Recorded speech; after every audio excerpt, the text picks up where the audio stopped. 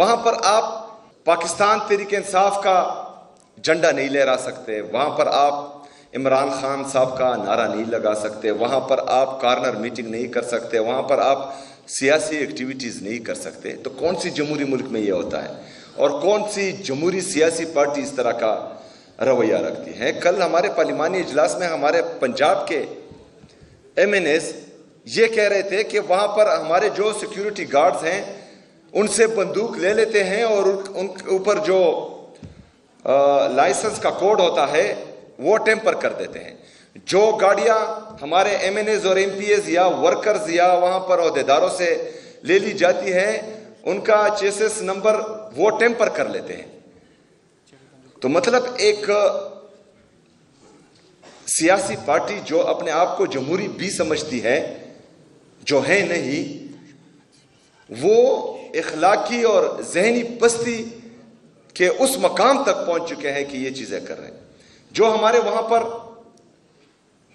سیاسی مشران ہیں، یاسمین راشد صاحبہ، ان کی عمر آپ دیکھیں، وہ بیمار بھی ہیں۔ وہاں پر ہمارے جو باقی خواتین ہیں ان کو بھی انہوں نے جیل میں ڈالا ہوا ہے۔ جو ہمارے بزرگ ہیں، اعجاز چودھری صاحب، عمر سرفراز چیمہ صاحب، ان کو بھی ناحق قید کیا ہوا ہے، اور وہ جو ہیں ہمارے بزرگ سیاستدان ہیں اور انتہائی شائستہ اخلاق رکھتے ہیں وہ، اور محب الوطن پاکستانی ہیں، لیکن سیاسی طور پر ان کو رکھا گیا ہے۔ اچھا، ان کے ساتھ ساتھ جو عمران خان صاحب کی اہلیہ ہے بشرا بی بی صاحبہ، ان کو بھی انہوں نے قید کیا ہوا ہے، حالانکہ ان کا سیاست سے کوئی لینا دینا نہیں ہے۔ اس کا قصور صرف یہ ہے کہ وہ عمران خان صاحب کی اہلیہ ہے، باقی اس نے کوئی جرم نہیں کیا، ان کو بھی ناحق قید کیا ہوا ہے۔ اس کے ساتھ ساتھ عمران خان صاحب کی بہنیں جو اپنے بھائی سے ملاقات کرنا چاہتی ہیں، اس سے زیادہ کچھ نہیں، ان کا سیاست سے کوئی لینا دینا نہیں ہے، وہ اڈیالہ جیل جاتی ہیں اور رات کے اندھیرے میں تمام لائٹس آف کر کے ان پر زہریلا پانی پھینکا جاتا ہے، ان کو تشدد کا نشانہ بنایا جاتا ہے۔ وہ بھی بزرگ خواتین ہیں، ان کو سڑکوں پر گرایا جاتا ہے۔ تو یہ تمام چیزیں میں آپ کو اس لیے بتا رہا ہوں کہ پاکستانیوں، آپ لوگوں نے آگے آنا ہے، آپ لوگوں نے پاکستان میں حقیقی جمہوریت کو بحال کرنا ہے۔ یہ جو ذہنی اور اخلاقی پستی کی اس حد تک پہنچ چکے ہیں کہ یہ ابھی انسان نہیں، یہ جانور بن چکے ہیں، ان کو آپ لوگوں نے ریپلیس کرنا ہے انشاءاللہ۔ اس کے لیے جدوجہد ضروری ہے، اس کے لیے خودداری ضروری ہے۔ کوئی بھی انسان اگر وہ خوددار نہیں ہوتا وہ بڑا لیڈر بن ہی نہیں سکتا۔ کوئی بھی قوم جو خوددار نہ ہو وہ جو ہے آگے بڑھ ہی نہیں سکتی، اور کوئی بھی جعلی وزیر اعظم وہ کسی دوسرے ملک کے پریزیڈنٹ کو سلوٹ کرے،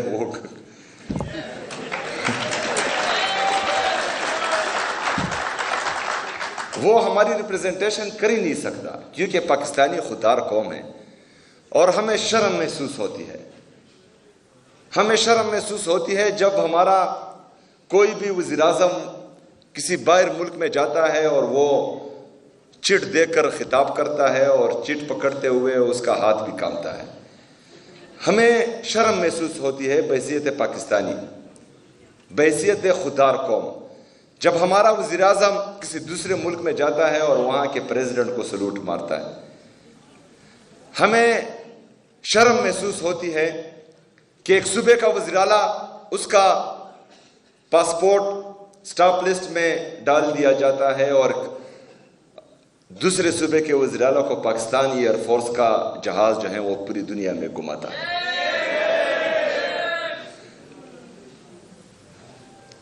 میرے پاکستانیوں، میں تو کھڑا ہوں، میں بار بار کہتا ہوں، آپ بڑے لیڈر تب بنیں گے جب آپ اس چیز پر ایمان لے آئے کہ زندگی اور موت میرے رب کے ساتھ ہے۔ آپ اس چیز پر ایمان لے آئے کہ میرے رب نے ہم سے وعدہ کیا ہے کہ عزت اور ذلت ان کے ساتھ ہے۔ اگر آپ پھر اس سے ڈرتے ہیں کہ میری نوکری چلی جائے گی، میرا کاروبار تباہ ہو جائے گا، تو وہ وعدہ بھی میرے رب نے کیا ہے کہ رزق دینے والا میں ہوں۔ تو اگر آپ ان چیزوں پر دل سے ایمان رکھتے ہیں تو پھر دو چیزیں ہوں گی، پوری دنیا کی طاقت مل کر بھی نہ آپ کو ڈرا سکے گی، نہ آپ کو دبا سکے گی، نہ آپ کو جھکا سکے گی۔ دوسری بات، اگر پوری دنیا کی دولت بھی اکٹھی ہو جائے وہ آپ کی قیمت نہیں لگا پائے گی۔ تو آپ لوگوں نے اپنا کامل ایمان اپنے رب پر رکھنا ہے، رب العالمین پر رکھنا ہے، اور اپنی جدوجہد جاری رکھنی ہے۔ دوسری بات، شاید اس سے پہلے آپ کو پتہ نہ ہو، لیکن میری بار بار تقریروں میں جو میں کہتا ہوں شاید آپ لوگوں کی تھوڑی نالج میں آیا ہو کہ خیبر پختونخوا کا وفاق پر حق وہ 4758 ارب روپے ہیں جو وفاق ہمیں نہیں دے رہا۔ ہمارے قبائلی علاقہ جات جو ہیں ان کو خیبر پختونخوا کے ساتھ 2018 میں انتظامی طور پر مرج کیا گیا، لیکن فائنینشلی طور پر ابھی تک مرج نہیں کیا گیا۔ یہ آئین کی خلاف ورزی ہے، کیونکہ آئین کہتا ہے کہ آپ نے NFC شیئر 4 صوبوں میں تقسیم کرنا ہے، لیکن خیبر پختونخوا میں جب قبائلی اضلاع مرج ہوئے اور وہاں پر NFC شیئر تقسیم نہیں ہو رہا، تو یہ آئین کی خلاف ورزی ہے، اور جو یہ کر رہا ہے اس پر آرٹیکل 6 لگنا چاہیے۔ ایک طرف ہمیں اپنا حق نہیں دے رہے 4758 ارب روپے، دوسری طرف میرے پاکستانیوں IMF نے وفاقی حکومت اور ان کے وزراء کے خلاف چارج شیٹ بنائی ہے کہ انہوں نے 5300 ارب روپے کی کرپشن کی ہے۔ مطلب ایک طرف یہ 5300 ارب روپے کی کرپشن کر رہے ہیں، اس پر باہر جزیرے خرید رہے ہیں، اس پر باہر فلیٹس خرید رہے ہیں۔ یہ آپ کے خون پسینے کی کمائی ہے، جو ٹیکس آپ دیتے ہیں یہ اس کا پیسہ ہے، یہ آپ کا پیسہ ہے، یہ میری عوام کا پیسہ ہے، یہ غریبوں کا پیسہ ہے۔ مطلب جو بندہ ساری رات آپ کی حفاظت کے لیے ایک گلی میں سیکیورٹی گارڈ کی ڈیوٹی دے رہا ہو، اور وہ صبح اپنے بچوں کے لیے چائے کی پتی خرید رہا ہو، اس پر جو وہ ٹیکس دیتا ہے وہ اس 5300 ارب روپے میں اس کی یہ خون پسینے کی کمائی شامل ہے۔ ایک طرف میں 4 ارب روپے ان لوگوں کے لیے مختص کر رہا ہوں جن کو انہوں نے جبری طور پر طرح سے مجبور کیا کہ وہ باہر آئیں، اس پر پورا نیشنل میڈیا چیخیں مار رہا ہے، لیکن ان کی زبان بندی ہوئی ہے کہ وہ 5300 ارب روپے پر ایک بات بھی نہیں کر سکتے۔ تو میرے پاکستانیوں، مسئلے مسائل بہت ہیں۔ سب سے پہلے خیبر پختونخوا کے نوجوانوں کو، میری بہنوں کو، بھائیوں کو، آپ سب کو جو صوبے کے وسائل ہیں اور صوبے کے مسائل ہیں اس پر مسلسل بات کرنی چاہیے۔ آپ شادی میں جاتے ہیں اس پر بات کریں، آپ کالج جاتے ہیں اس پر بات کریں، آپ یونیورسٹی جاتے ہیں اس پر بات کریں، آپ دوستوں کے درمیان ہو، گپ شپ لگا رہے ہو، اس چیز پر بات کریں، کیونکہ ہمیں بھی نہیں بتایا گیا تھا، میں آپ کو بتا رہا ہوں، آپ اپنے نیچے لوگوں کو بتائیں۔ اور اس طرح ہر بندے کو جب پتہ لگے گا کہ وفاق ہمارے ساتھ سوتیلی ماں جیسا سلوک کر رہا ہے اور ہمارے حقوق پر ڈاکہ ڈال رہا ہے، تو ہر بندہ آواز اٹھائے گا اور ہمارے حقوق ملیں گے۔ جو ہمارے موجودہ وسائل ہیں، کم وسائل ہیں، اس میں ہم اتنا ڈیلیور کر رہے ہیں کہ الحمدللہ تیسری دفعہ لوگ ہم پر اعتماد کر رہے ہیں، ہمیں ووٹ دے رہے ہیں۔ جب 4758 ارب روپے خیبر پختونخوا کو ملیں گے تو پھر ہم کیا کیا نہیں کر سکتے۔ ہم یہاں پر اپنا صحت کا نظام مزید بہترین کر سکتے ہیں۔ ابھی اگر صحت کارڈ میں ہم 10 لاکھ اپنے عوام کو دے رہے ہیں، اس کو 20 لاکھ تک پہنچا سکتے ہیں۔ اگر ابھی جو ہم 10 بڑے ہاسپٹل بنا رہے ہیں تو پھر ہم 50 بڑے ہاسپٹل بنا سکتے ہیں. اگر ہم ابھی جو ہیں 34 یونیورسٹیوں کے ساتھ اس خیبر پختونخوا میں کھڑے ہیں تو اس کو مزید بہترین بنا سکتے ہیں, 15 اور یونیورسٹیز بنا سکتے ہیں.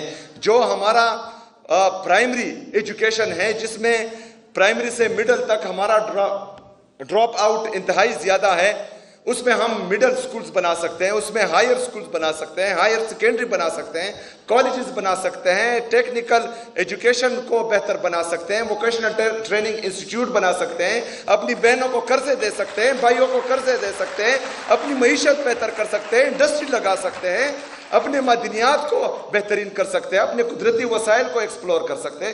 ہم کیا نہیں کر سکتے اس چیز سے, لیکن یہ نہیں دیں گے.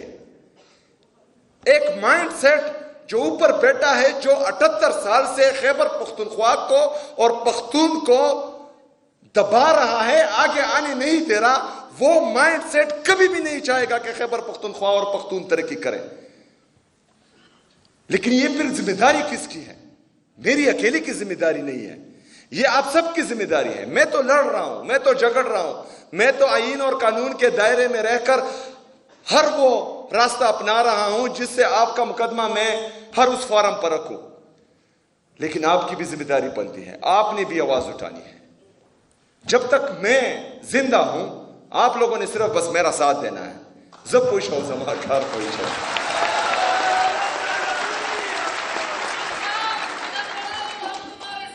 انشاءاللہ. اچھا, جب تک میں ہوں انشاءاللہ تعالی میں تو کھڑا رہوں گا. لیکن جو ان کے ارادے ہیں شاید میں نہ رہوں. یہ میری باتیں آپ نے یاد رکھنی ہے. ایک تو آپ نے جو آپ کے حقوق ہے اس کو زبانی یاد کرنا ہے اور ہر بندے تک پہنچانا ہے. دوسری بات یہ ہے کہ آپ نے ہر اس فیصلے سے باغی ہونا ہے جو بند کمروں میں کیے جائے اور یہاں آپ پر امپلیمنٹ کیے جائے, کیونکہ آواز اٹھانا جنازے اٹھانے سے بہتر ہے. آواز اٹھانا جنازے اٹھانے سے بہتر ہے. اگر آپ آواز نہیں اٹھائیں گے تو آپ کے جنازے اٹھیں گے. اگر آپ آواز نہیں اٹھائیں گے تو آپ کے سر کا سودا پاکستان سے باہر ہوگا. اگر آپ آواز نہیں اٹھائیں گے تو بند کمرے کے فیصلے آپ پر امپلیمنٹ ہوگے اور 80,000 شہداء کو پیش کرنے کے بعد آپ پر ایک دفعہ پھر دہشت گردی بھی مسلط ہوگی اور بند کمروں کے فیصلے بھی مسلط ہوں گے. اس دفعہ ہم نے یہ نہیں ہونے دینا. اس دفعہ ہم نے کھڑا ہونا ہے. اس دفعہ نوجوانوں آپ نے کھڑا ہونا ہے, آپ نے آواز اٹھانی ہے, آپ نے ہمارا ساتھ دینا ہے انشاءاللہ تعالی. اور ہم آپ سے وعدہ کرتے ہیں کہ آپ کو انشاءاللہ تعالی کبھی مایوس نہیں کریں گے. نہ ہی میرا لیڈر 900 دن سے زیادہ ہو گئے ہیں, وہ ان کے سامنے جھکا ہے, نہ اس کا سپاہی ان کے سامنے جھکے گا انشاءاللہ تعالی.